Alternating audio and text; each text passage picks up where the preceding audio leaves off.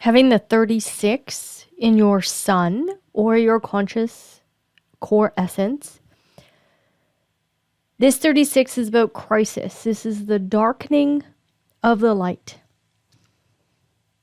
There's always in this particular aspect of the body graph. So when we go from the 41, 30, 36, 35, this is the human experiential way.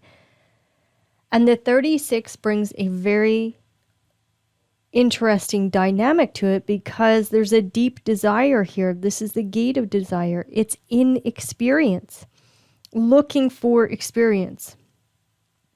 So you're dealing with a very powerful experiential purpose when you look at the 36. Now, the opposite of the 36 is the 6, and the 6 is also in the emotional intelligence, and it is responsible for whether or not we are going to be open or closed to others, because the 6 is the diaphragm. So it's constantly breathing in and out, saying, okay, we are going to be open to this intimate activity or not. There's a pH balance that happens here, and that happens through our breath.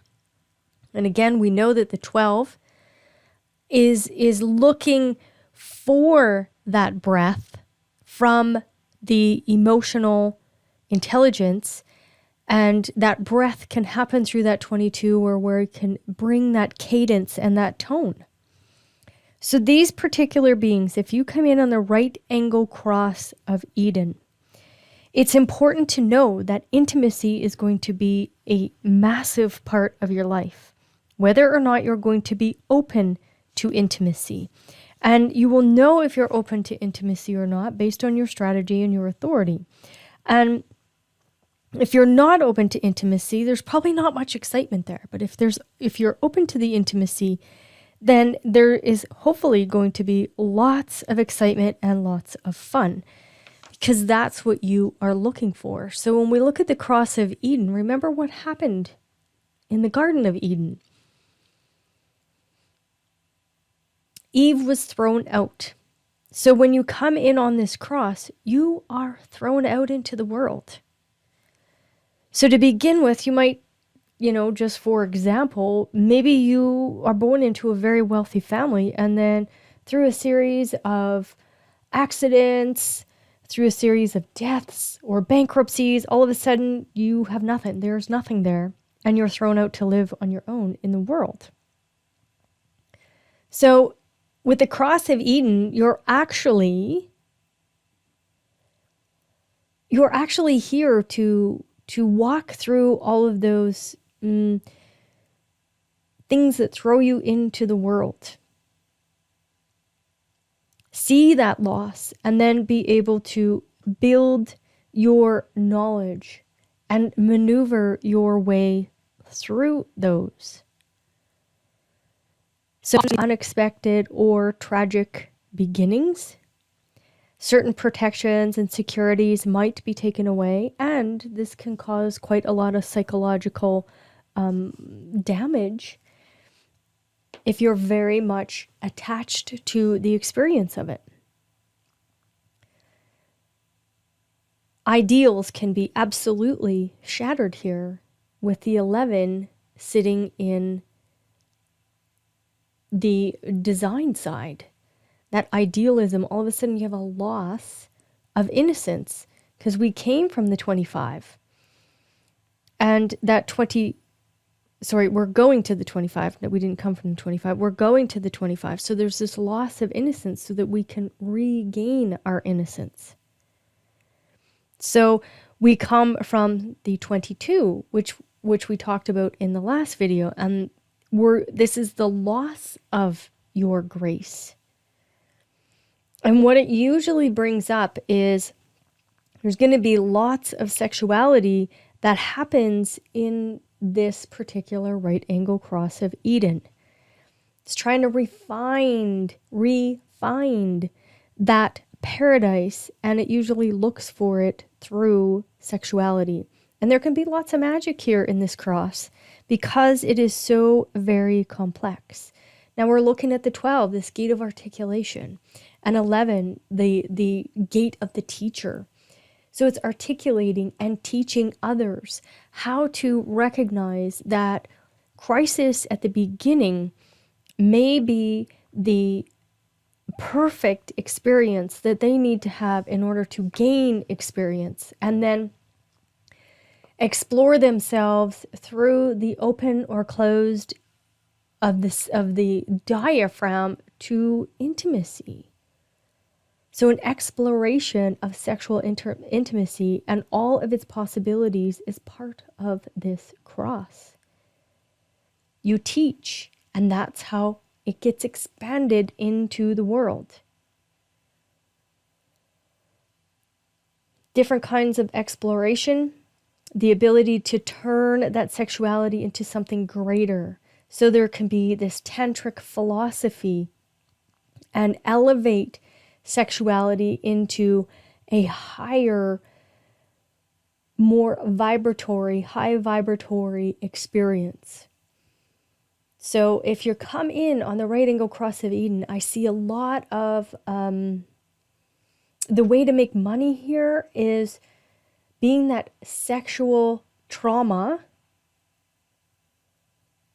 coach, sexual trauma therapy, or one of the things that comes to mind is I watched a Netflix documentary on Goop, which is Gwyneth Paltrow's group of people. But she introduced us to a lady that helps women get in touch with their own sexual organ and to be able to call it what it is, the uvula and the vagina, and to utilize the languaging and love that aspect of themselves. Now that's one of the places where I can totally see the Cross of Eden making money. Based off of your own being tossed out into the world experience and regaining your own knowledge and experience through sex. Juxtaposition of crisis. There's going to be a crisis over behavior, as you see, the 36-6 and then the 10-15. The real problem for these people is that they come across as highly dualistic, because what they are trying to do is they're trying to be satisfied. And they're trying to have a deep fulfillment through sexuality and that correct sexual role. There's a potential here to love oneself and to love your own behavior. So there's going to be this basic conflict here of the correct behavior and the correct flow. What you'll notice is that mostly the juxtaposition cross of crisis, these are going to be the ones that absolutely study sex and everyone else's crisis. But the moment that you go too far, there is going to be a problem because it's all about behavior for you. Now, when we look at the left angle cross of plane, when we looked at the right angle people are self-absorbed. They're self-absorbed in that experience that they had where they were tossed out into the world. But left angle people, they naturally have to align to others because it's such a karmic interaction. So this is not selfish sexuality. This is having sex with someone else. And this transpersonal experience that is there. There's a recognition that there must be a way to find balance between the two forces that guide these beings. And that is to be able to survive and to also be in the collective flow. So how to have the survival of the 10th gate and that perfected behavior and also be in the collective flow of the 15. So at the same time, being able to satisfy this deep animal sexuality that's there and have those sexual experiences, but have a balance between behavior and flow.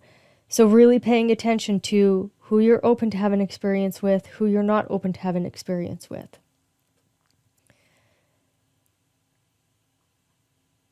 Does it excite you? Does it bring you any kind of excitement? What is your strategy and authority? Who are you entering into sexual activity with?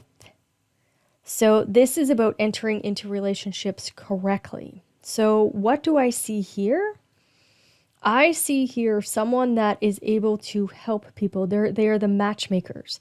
They help people with those correct relationships so that the people can still survive, be in the flow, have that sexual satisfaction, be open to those intimate relationships, and yet have it be correct, have it be healthy and correct. So play around with this. See how you can make money if this is a part of your purpose and your incarnation cross.